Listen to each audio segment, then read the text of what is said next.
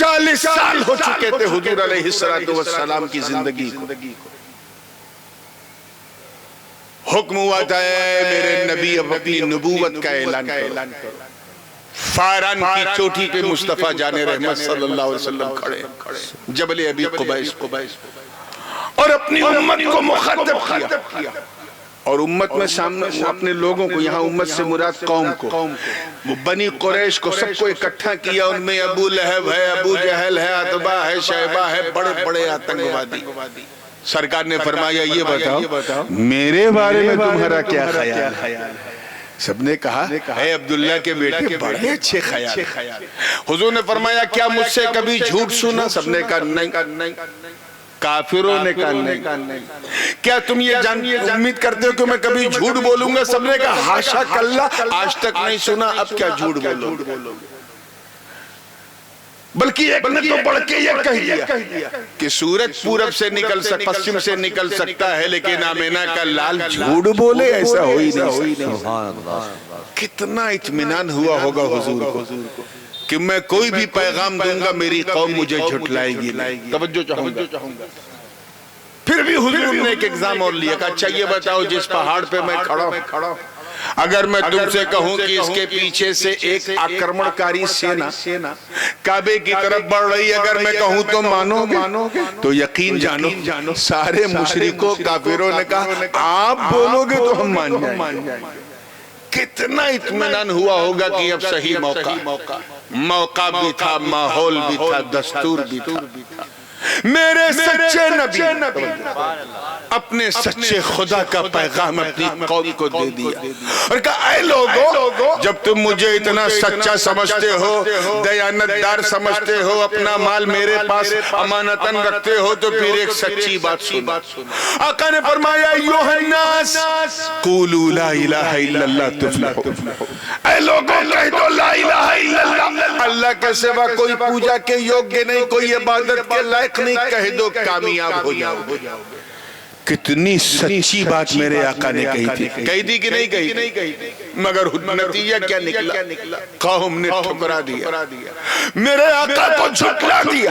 حضور اصرار کرنے لگے، قوم انکار کرنے لگی. آقا نے جب بھوش کی باتیں بتائی تو کہا یہ تو کسی جوتشی کی جوتش ہے. جب میرے نبی نے جب قرآن کی آیات سنائی تو کہا یہ تو کسی کوی کی کویتا ہے. جب میرے آقا نے معجزات دکھا تو کہا یہ کسی جادوگر کی جادوگری ہے. کسی نے کچھ کہا، کسی نے کچھ کہا. نبی اصرار کر رہے ہیں، مشرکین انکار کر رہے ہیں. نبی نے کہا میں سچ بول رہا ہوں، مشرکوں نے کہا نہیں آپ جھوٹ بول رہے ہیں. اسی اصرار اور انکار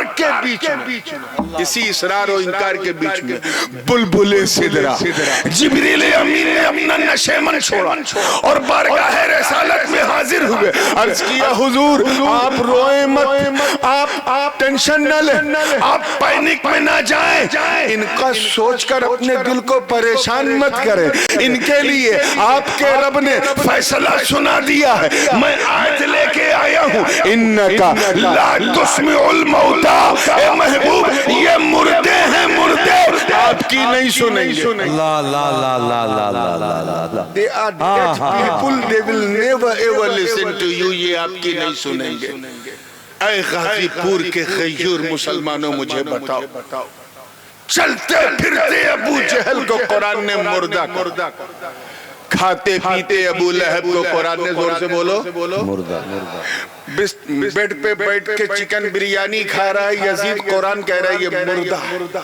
عتبہ شیبہ کو قرآن نے کہا مردہ. وہ مارکٹ میں گھوم رہا ہوں امیہ بن خلف، قرآن کہہ رہا ہے یہ مردہ ہے.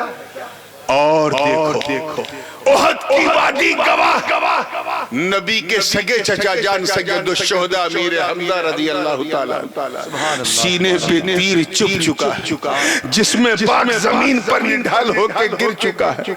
روح قفص انصری سے پرواز کر چکی، دانتوں سے امیر حمزہ کا کلیجہ چبایا جا چکا ہے. سب نے کہا یہ سوچا یہ مردہ ہے.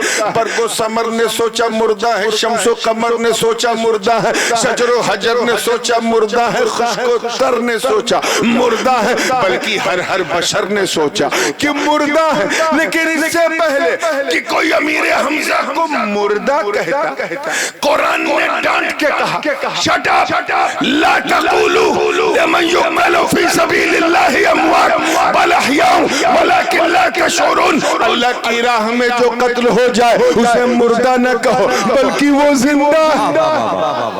سبحان اللہ، سوچو چلتا پھرتا یزید مردہ ہے، 3 دن کا بھوکا پیاسا شہید زندہ ہے۔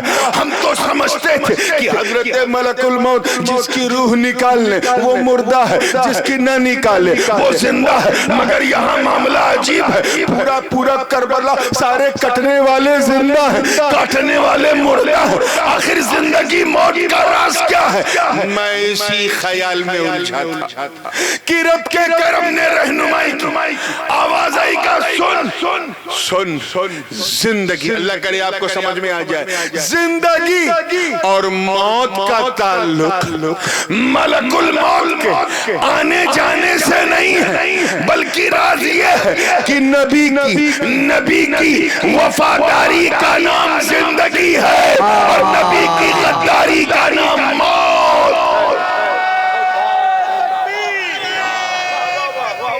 سامعین حضرات، یہ پروگرام آپ سنی جنکشن کی جانب سے سماعت کر رہے ہیں۔ یا رسول اللہ زندہ باد، زندہ باد۔ آپ ذرا سوچو جب اس جلسے کا چچا ایسا ہے تو بچہ کیسا ہوگا، ہے نا؟ نبی کی وفاداری کا نام زور سے بولو، زندگی ہے، کیا ہے؟ پوری زندگی سے بولو یار تب مزہ آئے گا، زندگی ہے، کیا ہے؟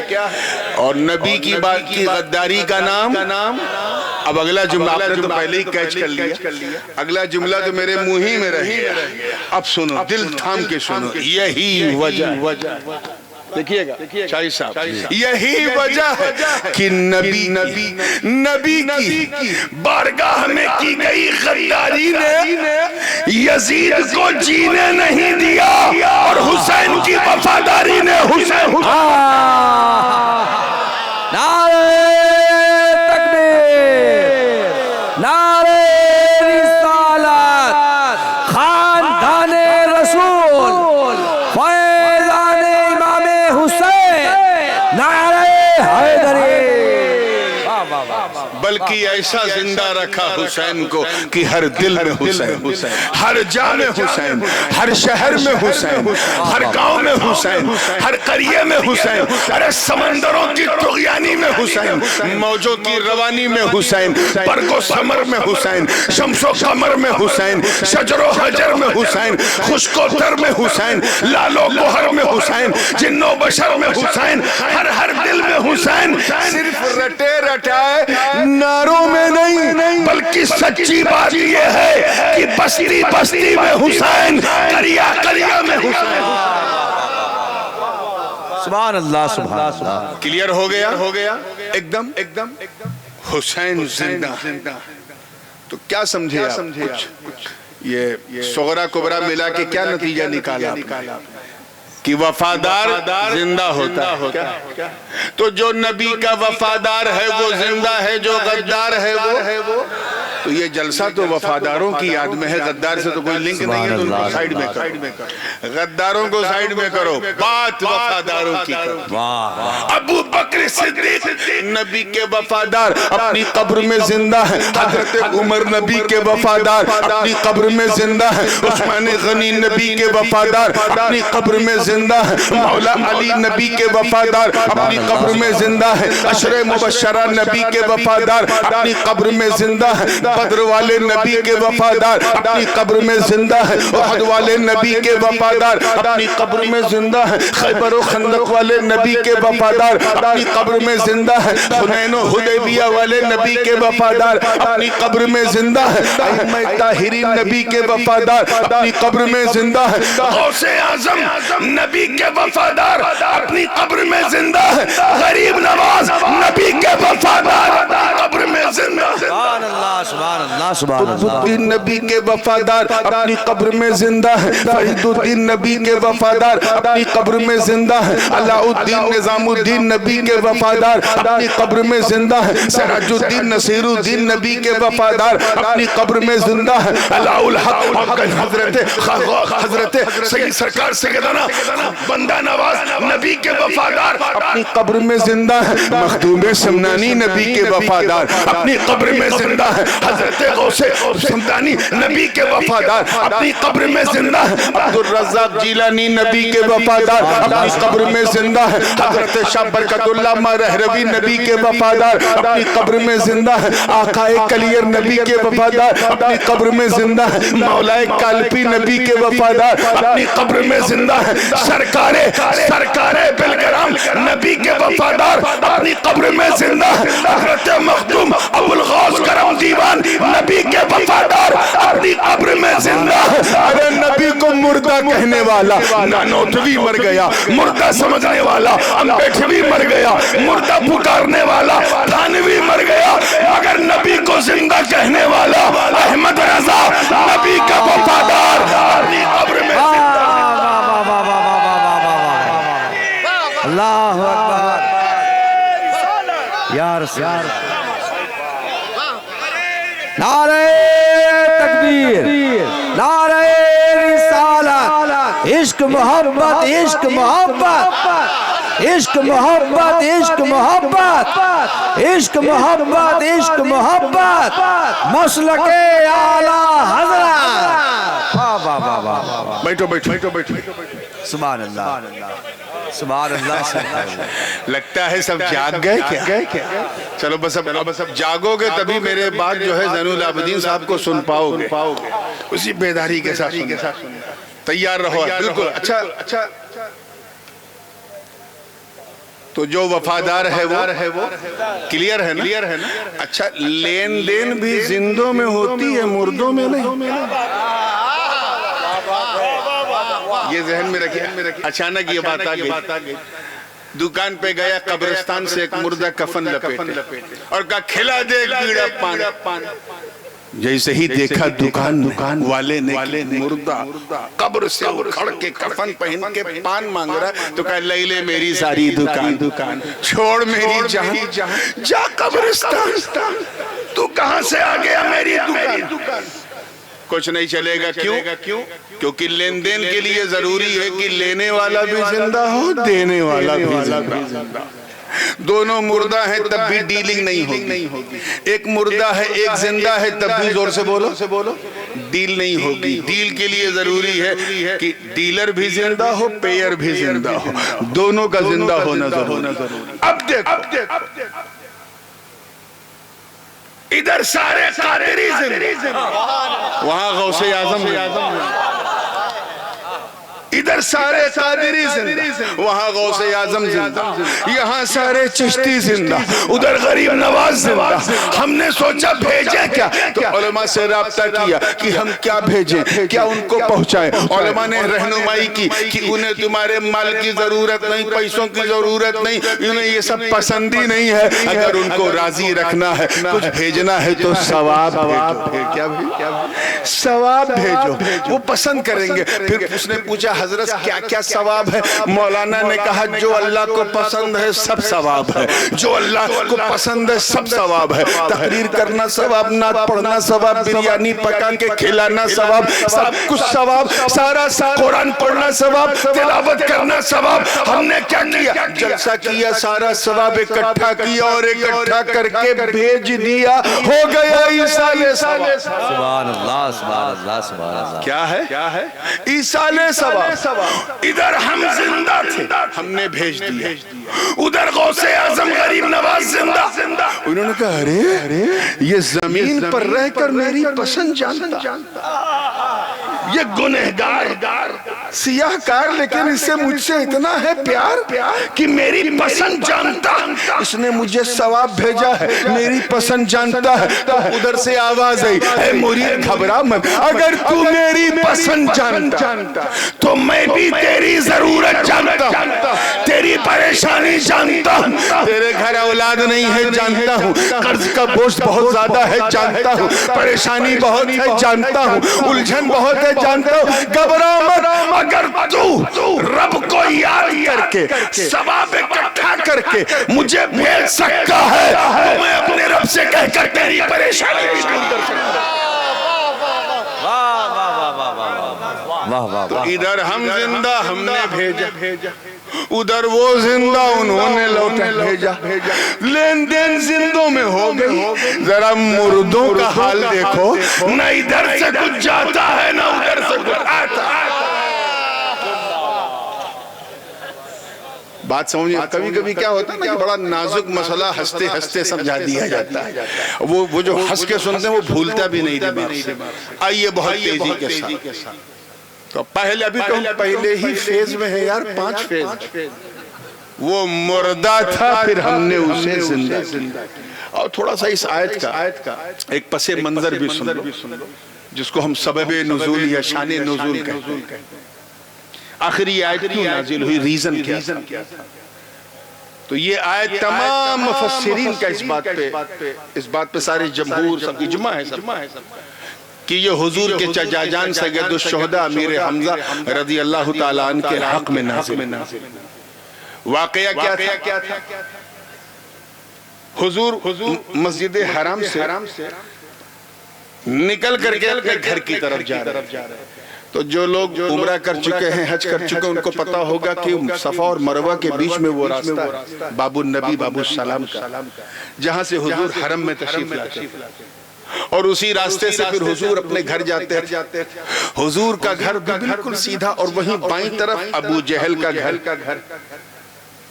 سعودی حکومت نے بڑے الٹے سیدھے کام کیے، مگر ایک بڑا بڑھیا کام کیا کہ ابو جہل کے گھر میں پبلک ٹوائلٹ بنا دیا۔ یہ ایک اچھا کام کیا۔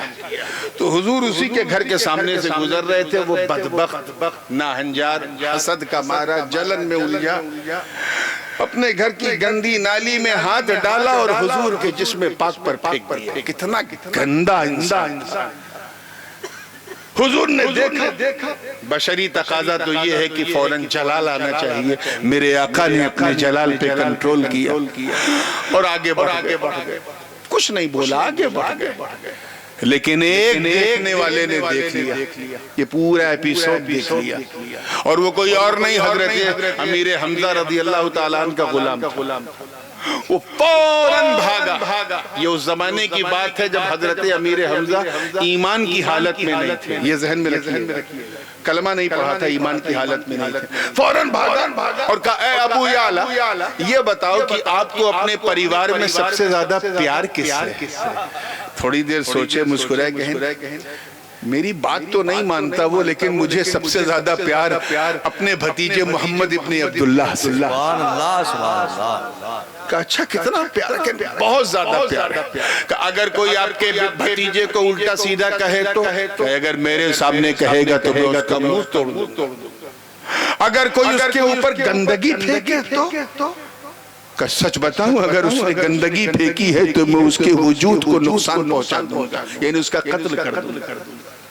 اتنا سننا تھا، تب تک اس غلام نے کہا کہ ابو جہل نے آپ کے بھتیجا، وہ جا رہا تھا، گزر رہا تھا، اس پر کیچڑ پھینکا گندا۔ حضرت امیر حمزہ نے فرمایا، سچ بتا تو نے اپنی آنکھ سے دیکھا؟ کہا میں نے دیکھا۔ کہا چل میرے ساتھ ابو جہل کے گھر کی۔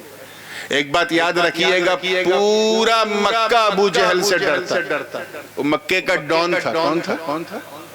ڈان تھا، پورا مکہ کانپتا، مگر وہ خود حضرت امیر حمزہ سے بہت ڈرتا۔ اب سوچو اس وقت امیر حمزہ کا عالم کیا؟ چل میرے ساتھ۔ اپنے جوتے بوٹ کی نوک پر دروازے کو لات مارا اسے زور سے اور کہا نکل بدبخت۔ ابو جہل نے جیسے ہی حضرت امیر حمزہ کا چہرہ دیکھا تو بھیگی بلی بن کے آیا، کہا ہاں سردار کیا معاملہ، کیوں ایسا کر رہے ہو، کیا بات ہے؟ کہا سچ بتا، کیا تو نے میرے بھتیجے بھتیجے کے جسم پہ گندگی پھینکی ہے. تو اس نے گواہ بغل میں دیکھا کھڑا ہے تو جھوٹ تو بول نہیں سکتا تھا کہ ہاں پھینکی ہے, لیکن وہ بھی تو ہمارے معبودوں کے بارے میں الٹا سیدھا کہتا ہے. وہ کہتا ہے لات و منات عزا ہبل کی پوجا مت کرو, یہ نہ کرو وہ نہ کرو. تو میں نے پھینکا تو کیا کہہ دیا, کہ پہلے تو یہ بتا کہ تو نے پھینکا ہے کہ نہیں, کہاں پھینکا. اتنا کہنا تھا. جلال میں تل ملائے امیر حمزہ نے ابو جہل کی آنکھوں میں آنکھیں ڈال کے کہا کہ سن تو یہی کہتا ہے نا کہ میرا بھتیجا ان معبودان باطل کا انکار کرتا ہے, تو سن کیا غلط کرتا ہے. صحیح تو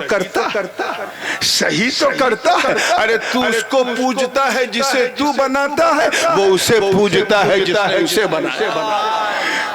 اور سن تو مجھے کیا روکے گا. حدیث کی الفاظ ہیں, امیر حمزہ نے آسمان کی طرف سر کیا اور کہا زمین و آسمان گواہ ہو جاؤ, میں اللہ کے رسول محمد ابن عبداللہ کے سب سے جانی دشمن کی آنکھوں میں آنکھیں ڈال کے کہہ رہا ہوں, اشہد ان لا الہ الا اللہ و اشہد ان محمد عبدہ و رسولہ. سبحان اللہ سبحان اللہ. واہ واہ واہ واہ. تو مفسرین فرماتے ہیں کہ وہ جو کفر والی زندگی تھی, حالت کفر میں, اس کو قرآن نے مردہ سے تعبیر کیا, اور جب وہ ایمان لے آئے, کلمہ پڑھ لیا, تو زندہ ہو گئے. اسی لیے تو آج کچھ مردے پریشان ہیں کہ مار ہم رہے ہیں, ڈر بھی ہم رہے ہیں, اٹیک بھی ہم زیادہ کر رہے ہیں, گھبرا بھی ہم زیادہ رہے ہیں. معاملہ کیا ہے؟ یہی تو زندگی موت کا فلسفہ. پوری توجہ کے ساتھ ہم نے اسے زندہ کیا اور اسے نور والا بنا دیا. نور والا بنا دیا. یہ نور والا بننا بھی کوئی چاچا چاچی یا منا منی کا گیم نہیں ہے, بہت پاپڑ بیلنے پڑتے ہیں. نور والا بنا دیا, یعنی نورانی بنا دیا. توجہ چاہوں گا زندگی کے ساتھ ایک پروسیجر. اللہ تعالیٰ ارشاد فرماتا ہے قرآن پاک میں, فَمَنْ يُرِدِ اللَّهُ أَنْ يَهْدِيَهُ يَشْرَحْ صَدْرَهُ لِلْإِسْلَامِ. توجہ چاہوں گا علماء کی, یہ ان کے حصے کی چیز ہے. اللہ پاک جب کسی کو ہدایت دینا چاہتا ہے, توجہ ہے, اچھا جو بات میں دھیرے دھیرے کہا کروں اس کو ہلکے میں نہ لیا کیجئے. کبھی کبھی میں بڑا زور کا جھٹکا بڑی دھیرے سے دیتا ہوں, تو ایک دم توجہ بنائے رکھیے گا, جملہ ضائع نہ ہو. اللہ پاک جب کسی کو ہدایت دینا چاہتا ہے تو اس کے سینے کو اسلام کے لیے کھول دیتا ہے. ان یشرح صدرہ للاسلام. سمجھ میں آگئی؟ اب دوسری آیت سنو. افمن شرح اللہ صدرہ للاسلام فہو علی نور من ربہ. اور اللہ جس کا سینہ اسلام کے لیے کھول دیتا ہے اسے نور پر کر دیتا ہے. نور پر کر دیتا ہے یعنی نور والا بنا دیتا ہے. کہیے سبحان اللہ. نور والا بنا دیتا ہے. یہ سچویشن بھی بڑی ہے, کیفیت دیکھ. اللہ تعالیٰ نے اپنے محبوب کو سارا اختیار دے دیا کہ یہ محبوب اب یہ ڈیوٹی آپ کی, میں نے ساری زمین آپ کو دے دی, اب ڈسٹریبیوشن آپ کو کرنا ہے. تفصیل میں جانے کا موقع نہیں ہے, میں تھوڑا سا کیونکہ رات زیادہ ہو گئی ہے, بات بھی زیادہ ہو گئی ہے, اس لیے میں ایک ایسی مثال دے دوں کہ اگر کوئی یہ سوچ کے آیا ہوگا کہ میں کچھ نہیں سمجھوں گا تو انشاءاللہ وہ بھی سمجھ کے اٹھے گا اس بوڑھی رات میں. سبحان اللہ. آپ لوگوں میں سے اکثر لوگ تو کسان ہوں گے نا, تو یہی کسانی مثال. بصرہ کی کھجور, مدینہ منورہ کی کھجور کتنی زبردست ہوتی. بصرہ میں کھجور ملتی ہے ازرق, وہ تو ایسی ہوتی ہے کہ اتنی سافٹ کہ اگر کوئی منہ میں رکھے تو منہ میں اگر دانت نہ ہو, پیٹ میں آنت نہ ہو, تب بھی ہضم ہو جائے. اتنی سافٹ جیسے گلاب جامن. لیکن اگر اسی کھجور کو کوئی لا کر کے دلدار نگر میں بو دے, بہار میں, جھارکھنڈ میں, یو پی میں بو دے, کیا ہوگا؟ ویسی اس کوالٹی کی کھجور ہوگی, تاڑی نکلے گی. کیا سمجھا؟ یہی نا کہ ایک اچھی زمین کے ساتھ ساتھ اس کے انوکول بیج ہونا ضروری. پنجاب کا باسمتی شاندار ہوتا, بے مثال ہوتا ہے، لیکن اگر اسے بنگال میں بو دیا جائے تو وہ باسمتی چھوٹا بھی ہو جائے گا، ذرا موٹا بھی ہو جائے گا۔ اس کا مطلب یہ نہیں کہ بنگال کی زمین خراب، اسی بنگال میں تم چائے بو کے دیکھو، گیہوں بو کے دیکھو، ایک نمبر پیدا ہوگا۔ تو کرشی وگیان کے ودیارتھیوں کو، باٹنی کے سٹوڈنٹس کو یہی بتایا جاتا ہے کہ جب کوئی بیج بونا ہو تو پہلے دیکھو کہ جلوایو اس کے انوکول ہے کہ نہیں، زمین اس کے حساب سے برابر ہے کہ نہیں، کیونکہ جو جیسی بیج ہو اسی کے حساب سے زمین ہونی چاہیے۔ یہ سمجھ میں آ گیا نا؟ باقی یہ سبجیکٹ ایسا ہے کہ مجھ سے زیادہ تو آپ سمجھتے ہو۔ اب دیکھ پوری دنیا مصطفیٰ جان رحمت کے حوالے کیا اللہ، اور فرمایا اے محبوب اب تمہیں اسلام کی کھیتی بونا، اسلام کی کھیتی کو پھیلانا، یعنی مدینے میں پورا مدنی بیج بھنڈار میرے آقا کو دے دیا۔ میرے آقا کی نظر سب سے پہلے ادھر پڑی، پہاڑوں پر۔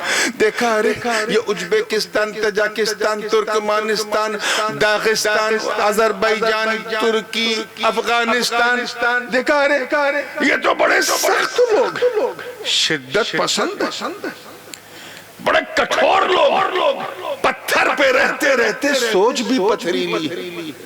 حد تو یہ ہے کہ میوزک سے، سنگیت سے اتنی نفرت کہ دروازے کی کنڈی پہ کپڑا باندھ کے رکھتے ہیں کہ اگر کوئی کھٹکھٹائے تو ٹن ٹن کی نہیں، ڈھن ڈھن کی آواز آئے۔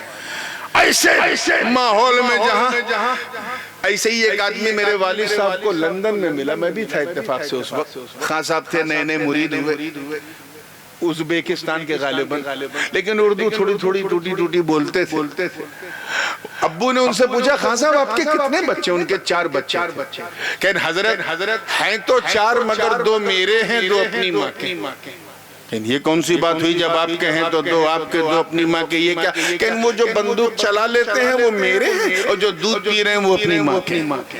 ایسے شدت والے، سخت مزاج، اکڑو سوچ والوں کے لیے ان کی پتھریلی زمین پر کون سا بیج بویا جائے؟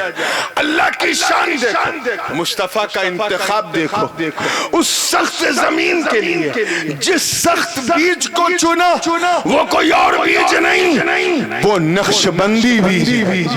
زور سے کہہ دو سبحان اللہ، نقش بندی بیج ہے۔ چنانچہ حضرت خواجہ احمد یسوی ہوں یا حضرت میرا سید علی حمدانی یا حضرت بہاؤالدین نقشبند، ایسی کھیتی کیا کہ سینے سے کینہ نکال کے مصطفیٰ کا مدینہ نقش بنا۔ پھر میرے آقا کی نظر پڑی شام پر، عراق پر، ویسٹرن عرب پینیزولا پر، عراق پر پڑی تو دیکھا ارے یہ عراق والے ہیں یا نفاق والے؟ یہ تو میرا ہی کلمہ پڑھ کے میرے نہیں، یہ تو میرا ہی کلمہ پڑھ کے میرے بچوں کو بلا کے کربلا میں شہید کرنے والے لوگ، یہ تو بڑے خطرناک ٹائپ کے لوگ۔ ان کے لیے تو میرے بیج بھنڈار میں، توجہ چاہوں گا، میرے بیج بھنڈار میں جو سب سے پربھاوشالی، سب سے پاورفل بیج ہے وہ بونا پڑے گا، تاکہ ان کے سینے سے نفاق نکال کے وفاق کو داخل کر دے۔ چنانچہ عرب کی اور عراق کی اس زمین کے لیے میرے نبی نے جس بیج کو بویا وہ کوئی اور بیج نہیں، قادری بیج ہے۔ سبحان اللہ، سبحان اللہ، اور سے بولو کون سی بیج؟ چنانچہ پیر پیرا میر میرا، شاہ جیلا، قندیل نورانی، محبوب سبحانی، قطب سمدانی، شاہباز لامکانی، جدنا محی الدین عبد القادر جیلانی نے ایسی کھیتی کیا کہ حرمین کے بعد اگر کسی نے اسلام کی سب سے زیادہ خدمت کی تو وہ کوئی اور زمین نہیں، عراق زمین۔ واہ واہ واہ واہ واہ واہ، سبحان اللہ، سبحان اللہ، نعرہ تکبیر، نعرہ رسالت، فیضان غوث اعظم، علماء اہل سنت۔ بالکل ختم کر رہا ہوں، توجہ کے ساتھ۔ پھر میرے نبی کی نظر ہمارے اس خوبصورت اکھنڈ بھارت پر پڑی، وہ بھارت جو افغانستان سے لے کے میانمار تک، وہ جو کشمیر سے لے کے لنکا تک، اس پورے اکھنڈ بھارت پہ پڑی. ایک بات کہوں، میرا یقین کہتا ہے کہ حضور نے جب اس زمین کی طرف توجہ فرمائی ہوگی تو مسکرائے ضرور ہوں گے. ارے واہ، یہ تو پیار کرنے والوں کی زمین، یہ تو سمان کی زمین ہے، آدر کی زمین ہے، نیراتر کی، یہ تو پرمپرا کی زمین ہے، یہ تو آستھاؤں کی زمین ہے. یہاں ہر چھوٹا اپنے بڑے کا پاؤں چھوتا ہے، ہر بڑا اپنے چھوٹے کے سر پہ ہاتھ رکھتا ہے. یہاں تو پرمپرا ہے، پرمپرا میں چھپی آستھا ہے، آستھا میں سنسکار ہے، سنسکار میں پورا چمتکار ہے، اسی میں ریت ہے، ریت میں میت ہے، میت میں گیت ہے، گیت میں سنگیت ہے، اور سنگیت کے بغیر کوئی گیت ہی نہیں. ایسا سنگیت میں ماحول پورے بھارت کا. حد تو یہ ہے کہ بچہ پیدا ہو تو اس کے آگے ٹن ٹن ٹن ٹن ٹن، مسکرانے پہ کوئی ٹیکس نہیں ہے، کوئی جی ایس ٹی نہیں. تھوڑا سا بڑا ہوا، منڈن ہوا تو ٹن ٹن ٹن ٹن ٹن ٹن، اور بڑا ہوا، نام کرن ہوا تو میوزک ٹن ٹن ٹن ٹن ٹن. پوجا کرنے گیا تو پوجا ارچنا بعد میں پہلے ٹن ٹن ٹن. حد تو یہ ہے کہ مر گیا تو ٹٹی کے آگے ٹن ٹن ٹن ٹن ٹن. یعنی زندگی میں ٹن ٹن ٹن ٹن، موت میں ٹن ٹن ٹن ٹن، مرنے کے بعد بھی ٹن ٹن ٹن ٹن، پوجا ہو تو ٹن ٹن ٹن ٹن، سب میں میوزک، پورا سنگیت میں بھکتی میں ڈوبا بھارت. یہاں کون سا بیج بویا جائے جو توحید کا نعرہ بلند کر دے؟ قربان جاؤ مصطفیٰ کے انتخاب پر. اس وقت میرے نبی نے اس زمین کے لیے جس بیج کو چنا وہ کوئی اور بیج نہیں، چشتی بیج ہے. سبحان اللہ، سبحان اللہ، اللہ.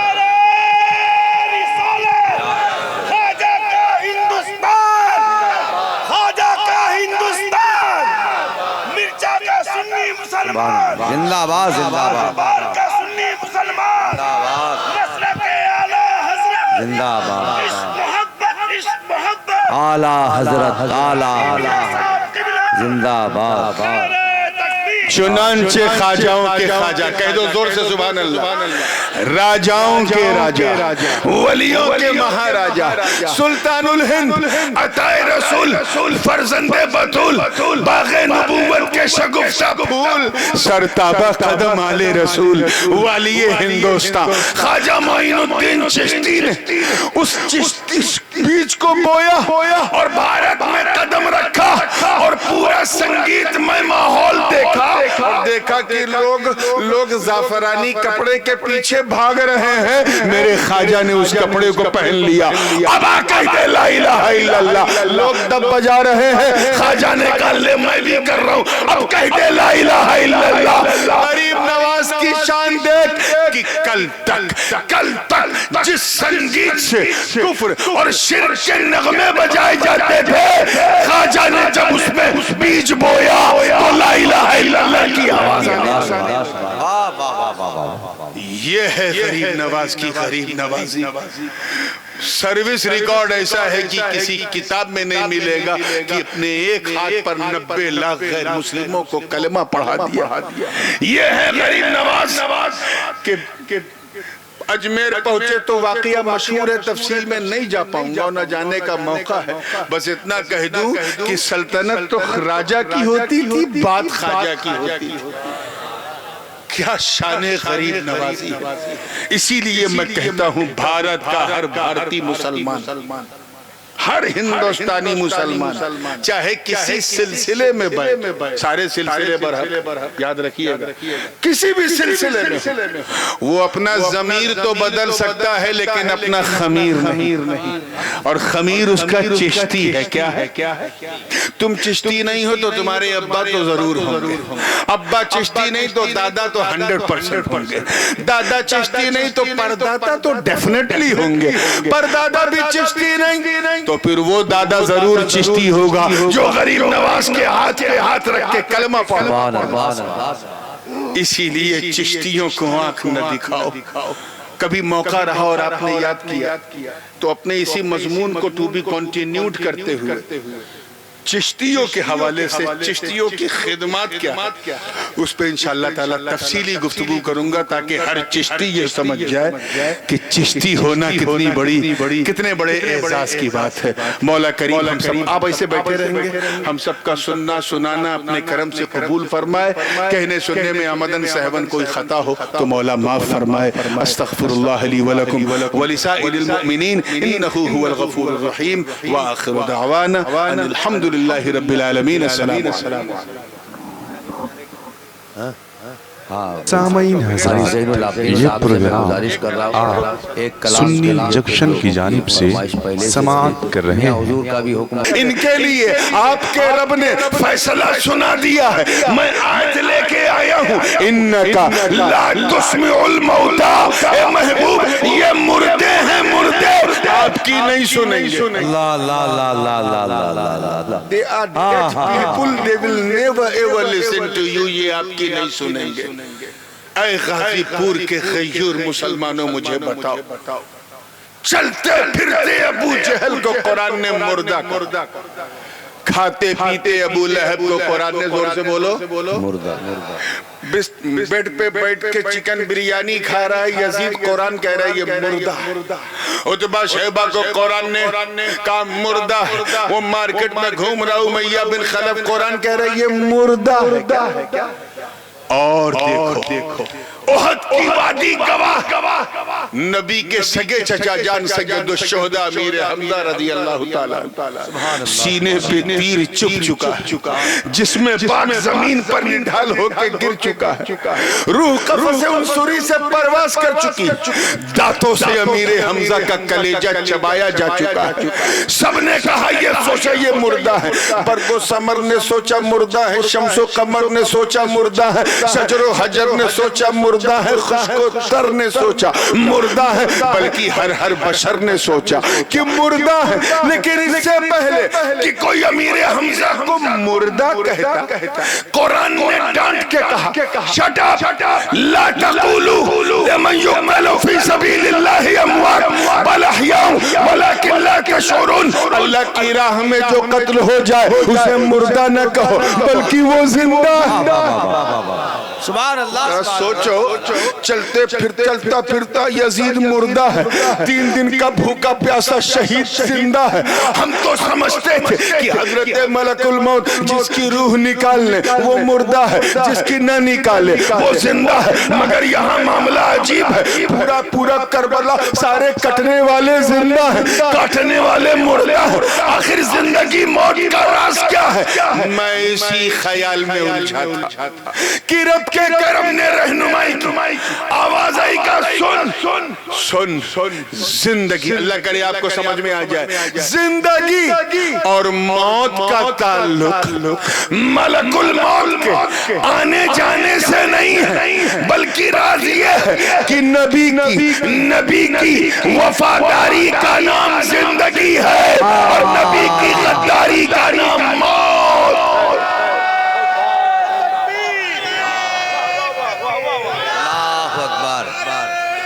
اللہ اکبر، یا رسول اللہ، یا رسول اللہ، زندہ باد، زندہ باد۔ آپ ذرا سوچو جب اس جلسے کا چچا ایسا ہے تو بچہ کیسا ہوگا، ہے نا؟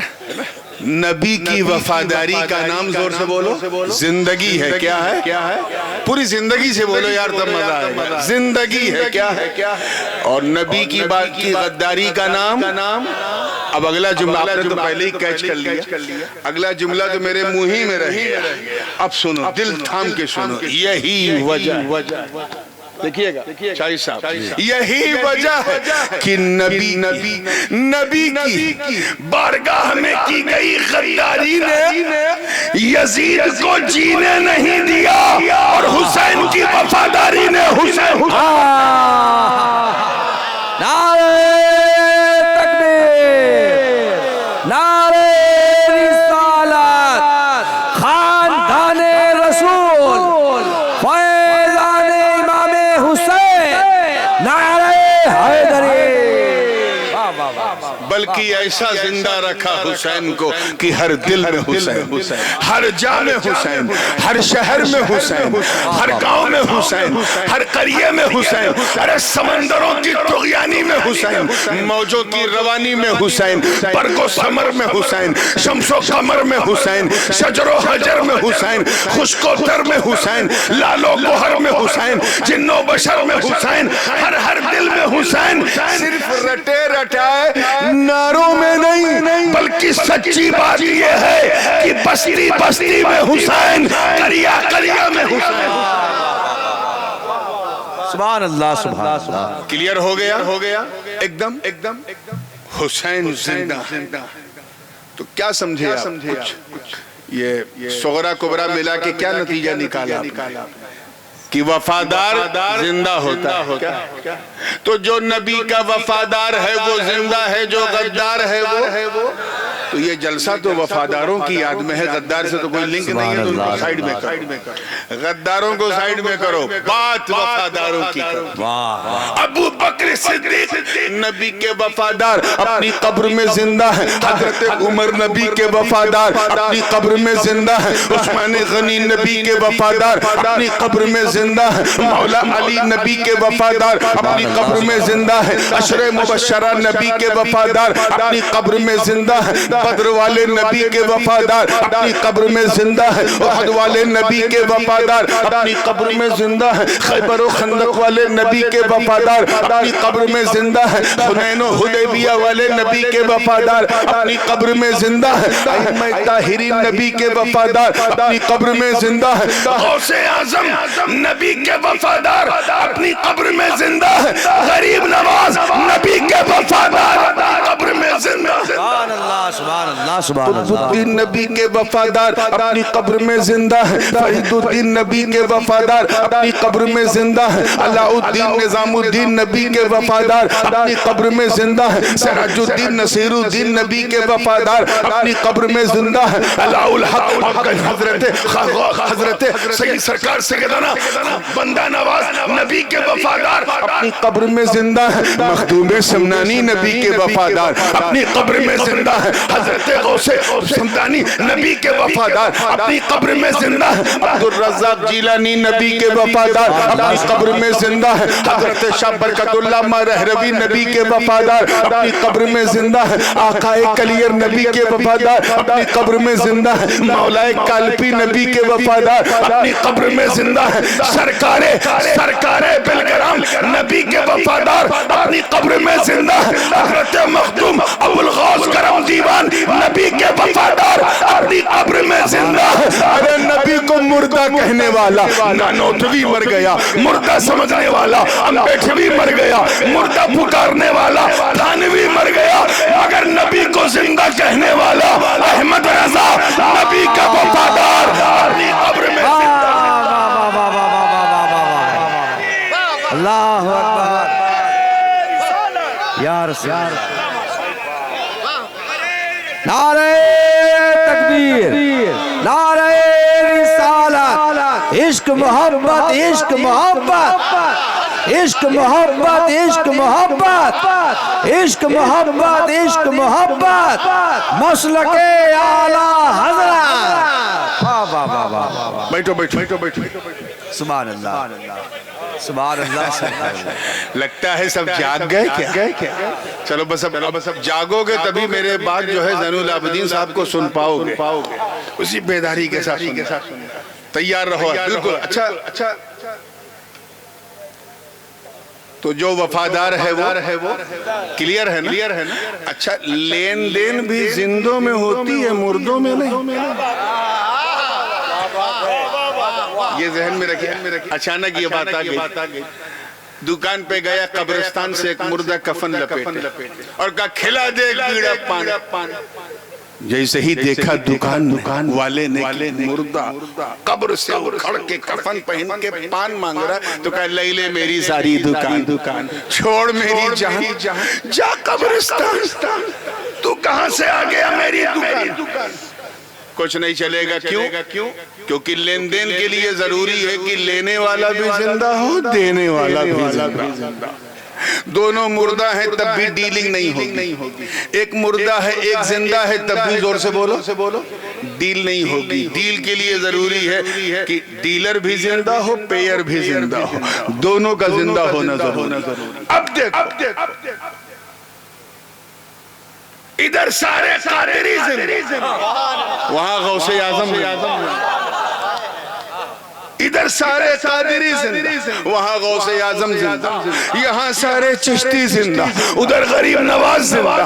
ہم نے سوچا بھیجیں کیا, تو علماء سے رابطہ کیا کہ ہم کیا بھیجیں, کیا ان کو پہنچائیں. علماء نے رہنمائی کی کہ انہیں تمہارے مال کی ضرورت نہیں, پیسوں کی ضرورت نہیں, انہیں یہ سب پسند ہی نہیں ہے. اگر ان کو راضی رکھنا ہے کچھ بھیجنا ہے تو ثواب بھیجو, ثواب بھیجو, وہ پسند کریں گے. پھر اس نے پوچھا حضرت کیا کیا ثواب ہے؟ مولانا نے کہا جو اللہ کو پسند ہے سب ثواب ہے, جو اللہ کو پسند ہے سب ثواب ہے. تقریر کرنا ثواب, نعت پڑھنا ثواب, بریانی پکا کے کھلانا ثواب, سب کچھ ثواب, سارا قرآن پڑھنا ثواب, تلاوت کرنا ثواب. ہم نے کیا کیا؟ جلسہ کیا, سارا ثواب اکٹھا کیا اور اکٹھا کر کے بھیج دیا, ہو گیا ایصال ثواب. سبحان اللہ سبحان اللہ سبحان اللہ. کیا ہے ایصال ثواب. ادھر ہم زندہ تھے ہم نے بھیج دیا, ادھر غوث اعظم غریب نواز زندہ.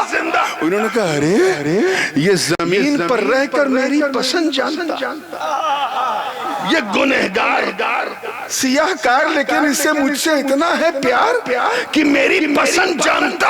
اس نے مجھے ثواب بھیجا ہے, میری پسند جانتا ہے. تو ادھر سے آواز آئی, اے مرید گھبرا مت, اگر تو میری پسند جانتا تو میں بھی تیری ضرورت جانتا ہوں, تیری پریشانی جانتا ہوں, تیرے گھر اولاد نہیں ہے جانتا ہوں, قرض کا بوجھ بہت زیادہ ہے جانتا ہوں, پریشانی بہت ہے جانتا ہوں, الجھن بہت ہے جانتا ہوں. گھبرا مت, اگر تو رب کو یاد کر کے ثواب اکٹھا کر کے مجھے بھیج سکتا ہے تو میں اپنے رب سے کہہ کر تیری پریشانی بھی دور کر سکتا ہوں. تو ادھر ہم زندہ ہم نے بھیجا, ادھر وہ زندہ انہوں نے لوٹا بھیجا. لین دین زندوں میں ہو گئی, ذرا مردوں کا حال دیکھو, نہ ادھر سے کچھ جاتا ہے نہ ادھر سے کچھ آتا ہے. بات سمجھیں, کبھی کبھی کیا ہوتا ہے نا کہ بڑا نازک مسئلہ ہنستے ہنستے سمجھا دیا جاتا ہے, وہ جو ہنس کے سنتے ہیں وہ بھولتا بھی نہیں دماغ سے. آئیے بہت تیزی کے ساتھ, تو پہلے ابھی تو پہلے ہی فیز میں ہے یار, 5 فیز. وہ مردہ تھا پھر ہم نے اسے زندہ. اور تھوڑا سا اس آیت کا ایک پس منظر بھی سن لو, جس کو ہم سبب نزول یا شان نزول کہتے ہیں. آخری آیت کیوں نازل ہوئی, ریزن کیا تھا؟ تو یہ آیت تمام مفسرین کا اس بات پہ سارے جمہور سب اجماع ہے کہ یہ حضور کے چچا جان سید الشہداء امیر حمزہ رضی اللہ تعالیٰ عنہ کے حق میں نازل. واقعہ کیا تھا؟ حضور مسجد حرام سے نکل کر کے اپنے گھر کی طرف جا رہے ہیں. تو جو لوگ عمرہ کر چکے ہیں, حج کر چکے ہیں, ان کو پتا ہوگا کہ صفا اور مروہ کے بیچ میں وہ راستہ ہے باب النبی باب السلام کا, جہاں سے حضور حرم میں تشریف لاتے ہیں, اور اسی راستے سے پھر حضور اپنے گھر جاتے ہیں. حضور کا گھر بالکل سیدھا, اور وہیں بائیں طرف ابو جہل کا گھر. سعودی حکومت نے بڑے الٹے سیدھے کام کیے, مگر ایک بڑا بڑھیا کام کیا کہ ابو جہل کے گھر میں پبلک ٹوائلٹ بنا دیا. یہ ایک اچھا کام کیا. تو حضور اسی کے گھر کے سامنے سے گزر رہے تھے, وہ بدبخت ناہنجار حسد کا مارا جلن میں الجھا, اپنے گھر کی گندی نالی میں ہاتھ ڈالا اور حضور کے جسم پاک پر پھینک دیا. کتنا گندا انسان. حضور نے دیکھا, بشری تقاضا تو یہ ہے کہ فوراً جلال آنا چاہیے. میرے آقا نے اپنے جلال پہ کنٹرول کیا اور آگے بڑھ گئے. کچھ نہیں بولا, آگے بڑھ گئے. لیکن ایک دیکھنے والے نے دیکھ لیا, یہ پورا ایپیسوڈ دیکھ لیا, اور وہ کوئی اور نہیں حضرت امیر حمزہ رضی اللہ تعالیٰ عنہ کا غلام. وہ فوراً بھاگا. یہ اس زمانے کی بات ہے جب حضرت امیر حمزہ ایمان کی حالت میں نہیں تھے. یہ ذہن میں رکھیے, کلمہ نہیں پڑھا تھا, ایمان کی حالت میں نہیں تھے. فوراً بھاگا اور کہا اے ابو یعلا یہ بتاؤ کہ آپ کو اپنے پریوار میں سب سے زیادہ پیار کس سے؟ تھوڑی دیر سوچے, مسکرائے, کہیں میری بات تو نہیں مانتا وہ, لیکن مجھے سب سے زیادہ پیار اپنے بھتیجے محمد ابن عبداللہ سے. سبحان اللہ سبحان اللہ. کہ اچھا کتنا پیار, کہ بہت زیادہ پیار. کہ اگر کوئی آپ کے بھتیجے کو الٹا سیدھا کہے تو کہ اگر میرے سامنے کہے گا تو میں اس کا منہ توڑ دوں. اگر کوئی اس کے اوپر گندگی پھینکے تو کہ سچ بتاؤں اگر اس نے گندگی پھینکی ہے تو میں اس کے وجود کو نقصان پہنچا دوں گا, یعنی اس کا قتل کر دوں گا. اتنا سننا تھا تب تک اس غلام نے کہا کہ ابو جہل نے آپ کے بھتیجہ وہ جا رہا تھا, گزر رہا تھا, اس کا کیچڑ پھینکا گندا.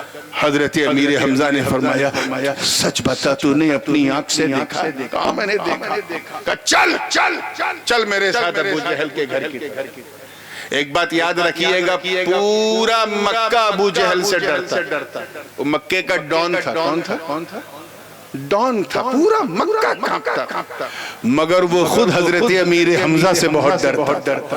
اب سوچو اس وقت امیر حمزہ کا عالم کیا. چل میرے ساتھ. اپنے جوتے بوٹ کی نوک پر دروازے کو لات مارا اسے زور سے اور کہا نکل بھاگ. ابو جہل نے جیسے ہی حضرت امیر حمزہ کا چہرہ دیکھا تو بھیگی بلی بن کے آیا. کہا ہاں سردار کیا معاملہ, کیوں ایسا کر رہے ہو, کیا بات ہے؟ کہا سچ بتا کیا تو نے میرے بھتیجے کے جسم پہ گندگی پھینکی ہے؟ تو اس نے گواہ بغل میں دیکھا کھڑا ہے تو جھوٹ تو بول نہیں سکتا تھا, لیکن ہاں پھینکی ہے.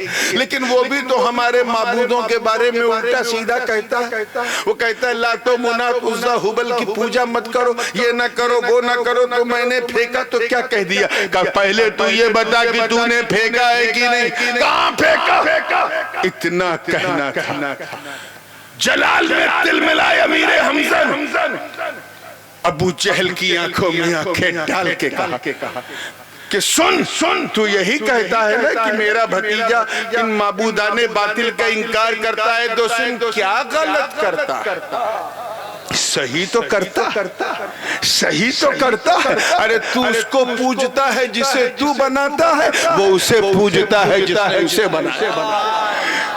اور سن تو مجھے کیا روکے گا؟ حدیث کی الفاظ ہیں امیر حمزہ نے آسمان کی طرف سر کیا اور کہا زمین و آسمان گواہ ہو جا, میں اللہ کے رسول محمد ابن عبداللہ کے سب سے جانی دشمن کی آنکھوں میں آنکھیں ڈال کے کہہ رہا ہوں اشہد ان لا الہ الا اللہ و اشہد ان محمد عبدہ و رسولہ. سبحان اللہ سبحان اللہ سبحان اللہ. واہ واہ واہ واہ. تو مفسرین فرماتے ہیں کہ وہ جو کفر والی زندگی تھی, حالت کفر میں, اس کو قرآن نے مردہ سے تعبیر کیا, اور جب وہ ایمان لے آئے, کلمہ پڑھ لیا تو زندہ ہو گئے. اسی لیے تو آج کچھ مردے پریشان ہیں کہ مار ہم رہے ہیں, ڈر بھی ہم رہے ہیں, اٹیک بھی ہم زیادہ کر رہے ہیں, گھبرا بھی ہم زیادہ رہے ہیں. معاملہ کیا ہے؟ یہی تو زندگی موت کا فلسفہ. پوری توجہ کے ساتھ ہم نے اسے زندہ کیا اور اسے نور والا بنا دیا. نور والا بنا دیا. یہ نور والا بننا بھی کوئی چاچا چاچی یا منا منی کا گیم نہیں ہے, بہت پاپڑ بیلنے پڑتے ہیں. نور والا بنا دیا, یعنی نورانی بنا دیا. توجہ چاہوں گا زندگی کے ساتھ ایک پروسیجر. اللہ تعالیٰ ارشاد فرماتا ہے قرآن پاک میں فَمَنْ يُرِدِ اللَّهُ أَنْ يَهْدِيَهُ يَشْرَحْ صَدْرَهُ لِلْإِسْلَامِ. توجہ چاہوں گا علماء کی, یہ ان کے حصے کی چیز ہے. اللہ پاک جب کسی کو ہدایت دینا چاہتا ہے, توجہ ہے, اچھا جو بات میں دھیرے دھیرے کہا کروں اس کو ہلکے میں نہ لیا کیجئے. کبھی کبھی میں بڑا زور کا جھٹکا بڑی دھیرے سے دیتا ہوں, تو ایک دم توجہ بنائے رکھیے گا, جملہ ضائع نہ. اللہ پاک جب کسی کو ہدایت دینا چاہتا ہے تو اس کے سینے کو اسلام کے لیے کھول دیتا. ان یشرح صدرہ للاسلام. سمجھ میں آ گئی؟ اب دوسری آیت سنو. افمن شرح اللہ صدرہ للاسلام فہو علی نور من ربہ. اور اللہ جس کا سینہ اسلام کے لیے کھول دیتا ہے اسے نور پر کر دیتا ہے. نور پر کر دیتا ہے یعنی نور والا بنا دیتا ہے. کہیے سبحان اللہ. نور والا بنا دیتا ہے. یہ سچویشن بھی بڑی ہے. کیفیت دیکھ. اللہ تعالیٰ نے اپنے محبوب کو سارا اختیار دے دیا کہ یہ محبوب اب یہ ڈیوٹی آپ کی. میں نے ساری زمین آپ کو دے دی. اب ڈسٹریبیوشن آپ کو کرنا ہے. تفصیل میں جانے کا موقع نہیں ہے. میں تھوڑا سا کیونکہ رات زیادہ ہو گئی ہے, بات بھی زیادہ ہو گئی ہے, اس لیے میں ایک ایسی مثال دے دوں کہ اگر کوئی یہ سوچ کے آیا ہوگا کہ میں کچھ نہیں سمجھوں گا تو انشاءاللہ وہ بھی سمجھ کے اٹھے گا اس بوڑھی رات میں. سبحان اللہ. آپ لوگوں میں سے اکثر لوگ تو کسان ہوں گے نا, تو یہی کسانی مثال. بصرہ کی کھجور, مدینہ منورہ کی کھجور کتنی زبردست ہوتی. بصرہ میں کھجور ملتی ہے ازرق. وہ تو ایسی ہوتی ہے کہ اتنی سافٹ کہ اگر کوئی منہ میں رکھے تو منہ میں اگر دانت نہ ہو, پیٹ میں آنچ نہ ہو تب بھی ہضم ہو جائے. اتنی سافٹ جیسے گلاب جامن. لیکن اگر اسی کھجور کو کوئی لا کر کے دلدار نگر میں بو دے, بہار میں, جھارکھنڈ میں, یو پی میں بو دے, کیا ہوگا؟ ویسی اس کوالٹی کی کھجور ہوگی, تاڑی نکلے گی. کیا سمجھا؟ یہی نا کہ ایک اچھی زمین کے ساتھ ساتھ اس کے انوکول بیج ہونا ضروری. پنجاب کا باسمتی شاندار ہوتا بے مثال ہوتا, لیکن اگر اسے بنگال میں بو دیا جائے تو وہ باسمتی چھوٹا بھی ہو جائے گا, ذرا موٹا بھی ہو جائے گا. اس کا مطلب یہ نہیں کہ بنگال کی زمین خراب ہے. اسی بنگال میں تم چائے بو کے دیکھو, گیہوں بو کے دیکھو, ایک نمبر پیدا. تو کرشی وگیان کے ودیارتھیوں کو, باٹنی کے سٹوڈنٹس کو یہی بتایا جاتا ہے کہ جب کوئی بیج بونا ہو تو پہلے دیکھو کہ جلوایو اس کے انوکول ہے کہ نہیں, زمین اس کے حساب سے برابر ہے کہ نہیں, کیونکہ جو جیسی بیج ہو اسی کے حساب سے